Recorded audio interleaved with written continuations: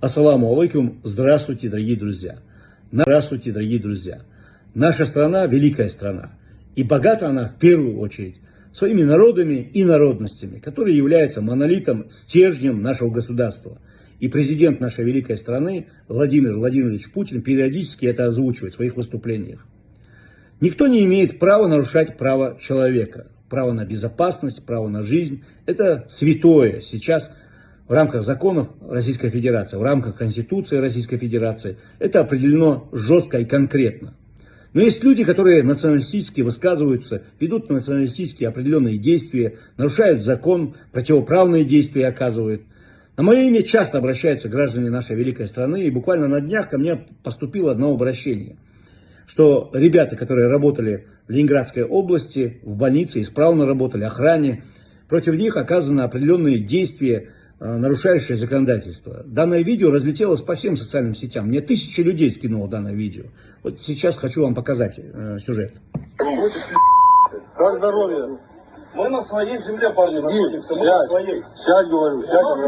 У нас есть люди, которые, да, выпивают, как Ложи телефон. не так выглядят, еще как-то, понимаете? Это не дает вам права с ними, с какими-то скотами общаться, потому что есть мы. Мы русские, понимаешь, мы русские. Вы кто? Чеченцы. Вы на своей земле будете, правильно? Дорогие друзья, что это значит? Мы русские, вы чеченцы. Вы на своей земле, мы на своей земле. Что это значит?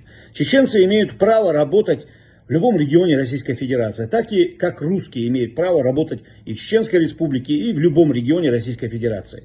Что это за разделение по национальным квартирам? Это нарушение закона, я считаю. Я считаю, что органы внутренних дел конкретно должны заняться данным вопросом. Органы следствия должны провести работу. Да, уголовное дело возбуждено по данному факту. Я лично взял на контроль данный вопрос, и сейчас и прокуратура подготовила обращение уполномоченным по правам человека и следственные органы. Но никто не имеет права, конкретно говорю, устраивать самосуд. У нас есть суд Российской Федерации, который конкретно, точечно работает по каждому такому факту. Есть органы следствия, которые конкретно работают, и органы МВД, которые реагируют на каждый такой случай. Данные граждане, залетев туда, в своем видео, мы не видим полное видео, озвучивают, что якобы данные ребята отобрали паспорт у кого-то, противоправные действия оказали. Нет, неправда. Мы провели свое расследование, я направлял туда адвокатов, своего помощника. Мы провели свое расследование. Данные ребята, непосредственно потерпевшие, себя показывают с лучшей стороны, никаких там противоправных действий с их стороны не происходило. Группа лиц просто избила их. Потасовывая факты, передергивая факты, они периодически пытаются дискредитировать на данном видео этих ребят. Но это неправда. Мы со своей стороны проработали. Я считаю, органы внутренних дел в данном случае жестко должны реагировать по каждому такому факту. Потому что мы сейчас должны понимать одно. У нас идет СВО, и в данном непосредственном формате мы должны быть все едины. И вообще наше государство должно быть едино, жестко, конкретно в своей позиции. Потому что сейчас каждое такое действие непосредственно может быть передернуто, потасовано спецслужбами Запада, а конкретно украинскими ЦЕПСО. Я периодически об этом говорю. Мы должны слышать друг друга, мы должны конструктивно говорить, потому что если это не будет происходить с нашей стороны, деструктивные силы будут этим пользоваться и вести конкретно свою работу.